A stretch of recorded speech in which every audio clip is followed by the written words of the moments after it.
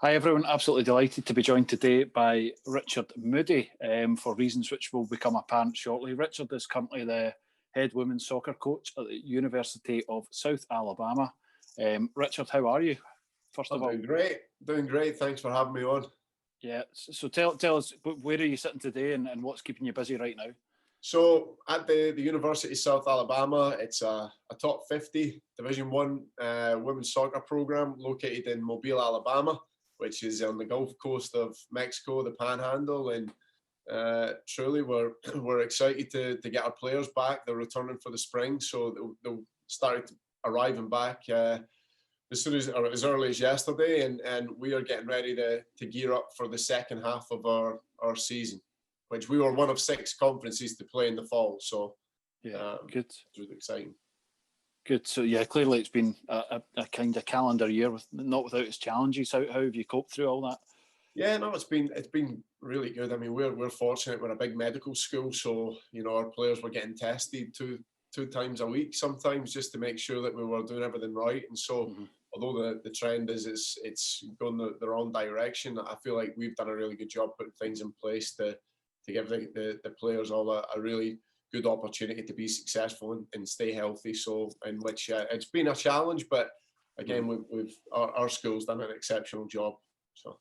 Good to hear. Right, I'm going to test you here. We're going to rewind 20 years from South Alabama to Stenhousemuir, Scotland.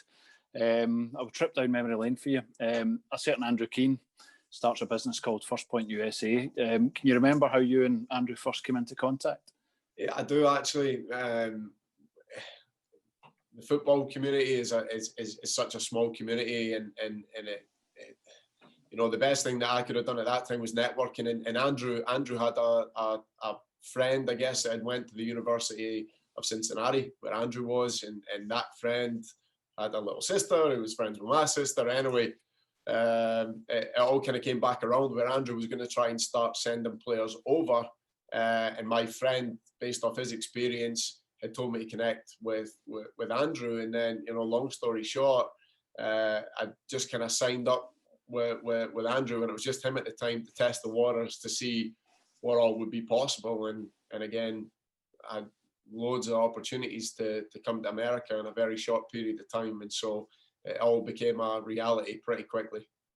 So a real sliding doors moment, and yeah. The rest is history. So you'll go down in FirstPoint folklore as the first of now tens of thousands of young people that Andrew's helped come to the States, experience life, and obviously go on to great achievements. What at the start of that made you really think the scholarship pathway was for you? We were talking about just kind of prior to this, but it's tough because I think when you're back home, if you don't turn pro by the time you're 18, you're just expected that you're not going to make it. And then there's this stigma that going to America is an alternative to going pro. And I never ever saw it as that. I always saw it as, well, wait a minute, this is an opportunity for me to get my education, which I would never have done in Scotland, but get an education whilst playing football, and then see where I'm at in 4 years and what opportunities would exist. And so again, for me, the opportunity to come to America was in support. My family truly supported me because they wanted me to go and get a degree, which again I would never have done if I was in the UK. But when the opportunity came open for this, I just started thinking, this has got more possibilities and avenues to stem and branch off of it than me just going from an S form to a YTS and then hoping to make a first team at Stenhousemuir. And so, it's a no-brainer. Even then, I always felt like I had to try it. Even if it didn't work out, I had to do it, to try it, to see if it would be the right thing for me. And again, I don't think it's for everyone. I think some people struggle with it, but I think you'd struggle more if you didn't try to take that first step and really do it to see. Because again, there's just so many opportunities that stem off of coming out to America, and the people you meet and the relationships you make, it creates so many possibilities just globally. So. Brilliant. I guess that period from exploring it with Andrew to actually landing on your feet in the States and starting your life, that must be the last sort of period of uncertainty. How was that for you, and how were you kind of helped through the process? 20 years ago, the internet wasn't that big. That's crazy to think like that, and it's almost embarrassing to say it, but at that point you had like that one family member that had access to the internet, So, I mean, I often remember just going up there a couple of days a week just so I could go online, which took a lot, much longer than it does now, just pulling your phone out of your pocket. And I tried to Google and research some of these schools, because truthfully, I was talking to people via email, which Andrew set everything up for me, all the contacts, he did everything for me. And but sure enough, I was talking to all these people, and I really didn't know where the school was, what the school was. I had no clue about the divisions or anything else. I just was open-minded in the possibility and trying to get the right fit. And again, everyone's different. There's loads of factors, but you know, I did my best in a period of time where I didn't really know much of I had to really trust Andrew with that. But nowadays, you know, you can do all your research and find out. I mean, just through social media, it becomes very easy to understand what's going on. So I mean, I almost took a shot in the dark. I had a lot of faith and trust in Andrew, and certainly the coach that gave me the opportunity to come to America. So you would end up at, was it Carson Newman College? Is that right? Yeah. Yeah. You know, I'm sure you could talk for hours about, you know, the years you spent there, but just to ask you to kind of sum up the experience from a sporting perspective and the academic side. I mean, sport perspective, it was one of the top Division 2 programs. We won the conference every year. We were competing in a national championship every year. I think the furthest we ever went was the Elite 8 in my final year, and so had a lot of success collectively as a team, but then individually I won a lot of individual accolades. Never made an All-American like Mr. Keane, but an All-Region was second best to that, and so that kind of helped gear me up then for a year of soccer after college, when I managed to go on and play for a little bit. But then academically, it was a private school. We had two and a half thousand students, so you know, the access to the teachers and the professors and the understanding of what was going on, and just that ability to be successful in the classroom, again, it's second to none. And so I felt like I had everything. I was training every day, I had a great education. And again, it was all being paid for, and it was, you know, it is one of those moments where looking back on it, it was the best 4 years of my life, without a doubt, going to university in America and meeting the people and having the experiences. So brilliant. You explain the sports side, the academic side. I guess the broader bit is the personal development you experience, you know, throughout that will have shaped the rest of your life.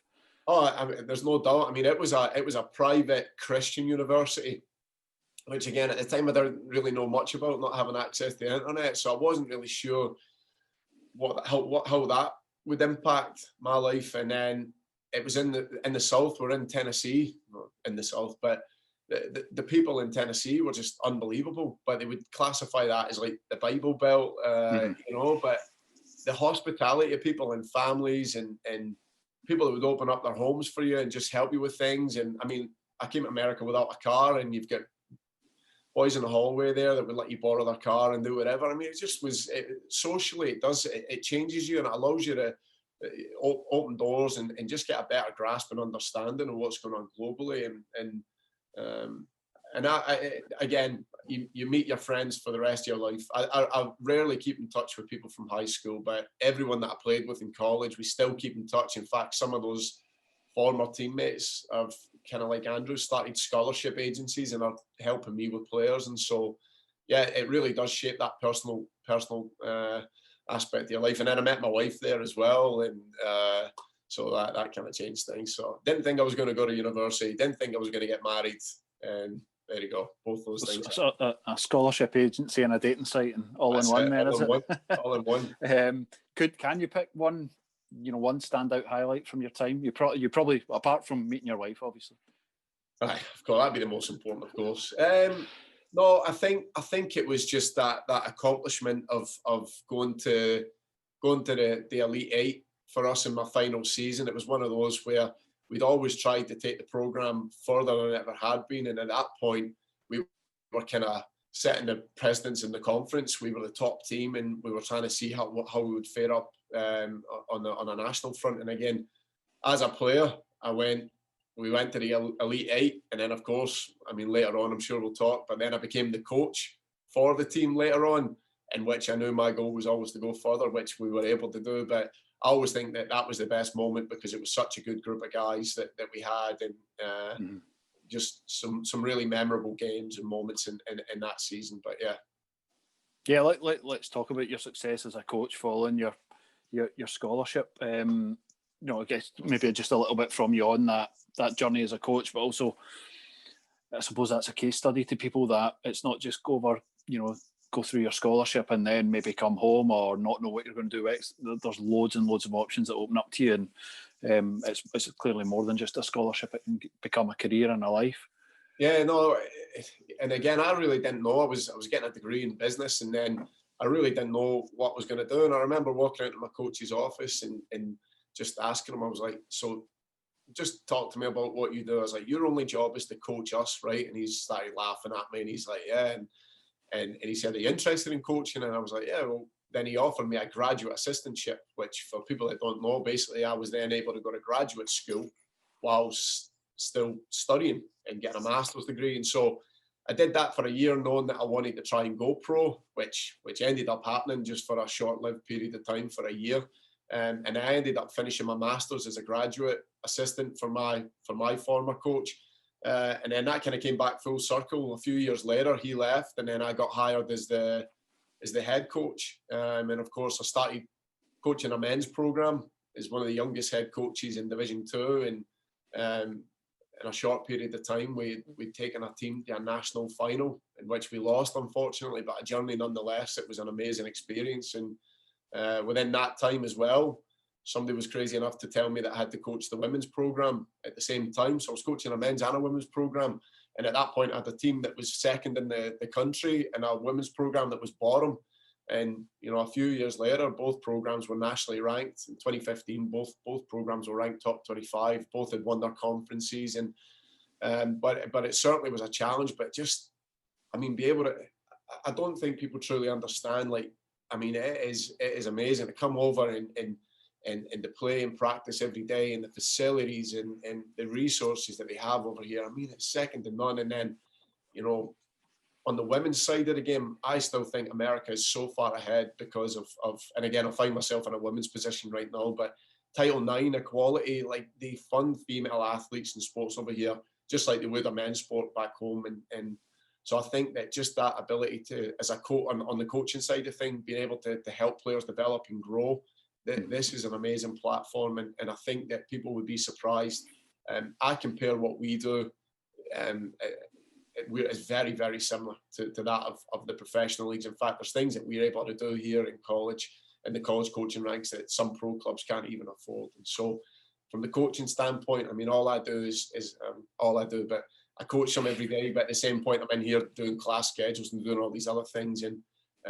But yeah, it's an amazing experience to have gone through it as a player, and all to help and watch those go through it themselves. Yeah. So just to touch on a couple of things before we round up that became apparent there, the facilities available, not just where you're experienced, but across the states and for scholar athletes. And secondly, that the growth of women's soccer and women's football, as we call it in the UK globally, in that period, I guess, from 20 years ago to today, and where that direction of travel is in the future, it's only going to get bigger and bigger. Yeah, no, and I think facility-wise, again, we don't have a men's football team here, so we have just got a women's team. So all the facilities are for us. I'm sat in the office here where I've got a full-time coaching staff with 3 other coaches. We've got team physicians, doctors. We're in our own little field house, which is about 20 yards from the field itself. The field itself is immaculate. We have a full-time grounds team that look after our field to make sure it's immaculate. And again, being Division 1, that kind of helps us a little bit. It doesn't necessarily Division 1, Division 2, the facilities are better or worse. And we had great facilities at Carson Newman, but just having those people there that, having a grounds crew that are able to do it. But even in our facility, we have permanently mounted cameras that video every practice, so we can give real-time feedback to the players. They all wear GPS, which has become pretty common in programs. But then the way that our strength coach then elaborates on the data and gives it back, the list goes on. And then to top it all off, we just built an $8 million indoor complex. And so, when it's raining, like on a day like today, we just go up to the indoor turf and we'll train. And so being able to train every day and not miss a day is so important too. We sell a lot of our players on that idea of, you know, sometimes you go up north or even staying in Scotland, the amount of games that are cancelled for not having, you know, all weather pitches or with it being too cold. Like, we don't have those days. We will always train every day, sometimes twice a day. But then just to kind of come back around to women's football, I always knew I wanted to get into women's football because I knew there was going to be great opportunities to expand it for me as a coach. I knew that the men's jobs they're few and far between, and there was more female programs in Division 1 than they were in the men's side. And I've always wanted to coach at the highest level, but the landscape of women's football in the last 20 years is unreal. Even in Europe right now, it's phenomenal.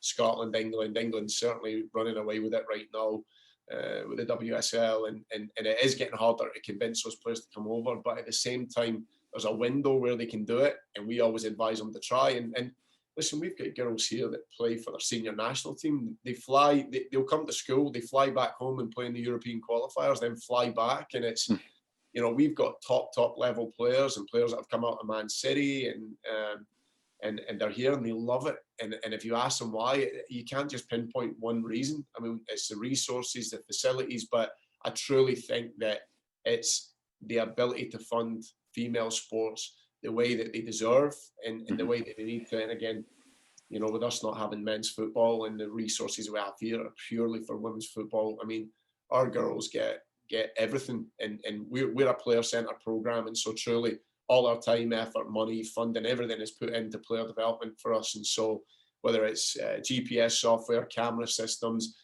in-stat analysis from every game, like for us, we take a lot of pride in our player development and trying to get them onto the pros. And every year since I've been here, we've managed to get a player out the door with a degree and into the professional ranks. And again, one more recent player being Hannah Godfrey, who's now a Scotland international. Mum's Scottish, dad's English, and always convinced her to play for Scotland. She'd never been capped for Scotland until she graduated South Alabama. And then she went on to sign for Tottenham Hotspur and as a regular starter. And so, again, kind of coming back full circle, this is not an alternative to going pro. This, to me, is a stepping stone in the journey to get to where you need to be. And it just gives a period of development, whether it's individually as a person, student, footballer, to help you get to where you need to be. And so, yeah. Outstanding. There's a name to look out for everyone watching this. Very quickly, so January 2001, it was yourself and Andrew sitting down and looking ahead to all this. January 2021, we've got, you know, a huge market of similar people at the similar stage of their own journey, maybe considering a sports scholarship. A lot of young footballers and academy players maybe unfortunately being released under the current circumstances. What advice might you offer them if they're looking at this as a possible opportunity for them? Again, I think that it's tough to sell it because even when we speak to players, it's one of those where it's not for everyone, but you'll regret it if you don't try. And I think that for people that are considering coming to America, it's getting more complex. COVID's made it a little bit more complicated, but there's a lot of people now stemming off and branching off from companies and trying to start their own companies. And I think it becomes it can be a gamble when you go with some of those companies versus like a FirstPoint that's well established and knows what's going on and have people that have gone through the structure of the US system, you know, compliance and all these other issues. It's you know, FirstPoint has all these relationships and ways. So I think you got to go with somebody that knows what they're doing, that can clearly outline and guarantee that you're going to be eligible and all these kind of things. And so quite often, unfortunately, we encounter players that are fantastic, but maybe don't hit the academic criteria. So what I would say is do it. You won't regret it.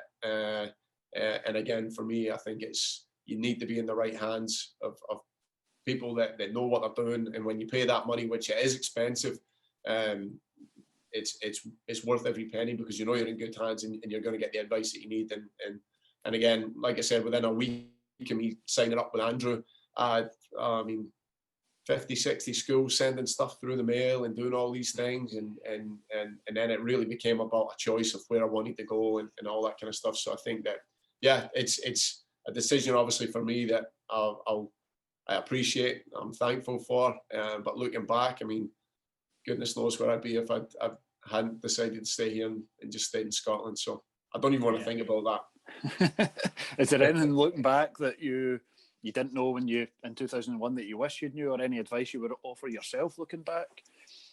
No, I think I did everything right in 2001, because I think at that point it was one of those ones where I didn't have anybody out here in America that I knew that I could talk to about their experience. And there's so many people out here now that players can contact friends at this school, that school, and figure things out. But I think for me, it was just a leap of faith, knowing that Andrew was going to be there to help me and do whatever else. And so, yeah, I mean, I took it very seriously. I trained I had a rigorous training session and plan, because I knew that the US game was a little bit more high paced, which it is, and more athletic. And so, no, I think I played my cards right back in 2001, and I think I got the perfect bit of a school. And yeah, but there was a lot of faith in Andrew Keane there. So, but it all worked out perfectly.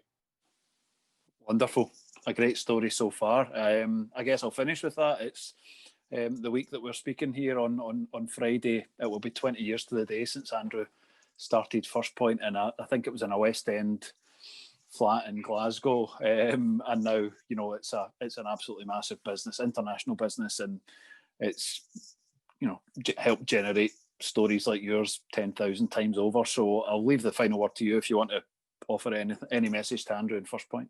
No, I mean, obviously, just very grateful for the belief and the opportunity to come to America. And it's good to joke around with Andrew. And I often, when we first started the journey, he told me that I had to be careful because coaches were reporting back to him that my Scottish accent was too brogue and they couldn't understand me. And now I'm sat here today with like an Atlantic accent, either Scottish or American. And so, but yeah, no, just really appreciative and for the opportunity and the belief in me as a footballer to come out to America and do a good job. Excellent. Well, let's put it in the diary. We'll speak again in 5 years for the 25th. There we go. See how we're shaping up then. Listen, Richard. Hopefully we're over this pandemic by then. No, fingers crossed. It's a bit sooner than that. But yeah, look, it's been brilliant speaking to you. Really appreciate your time. I know you're busy this week getting things back on track. So wish you all the best for 2021, and let's definitely check in again in the future and see how things are going. Much appreciated. Thank you. Thanks, Richard. Take care.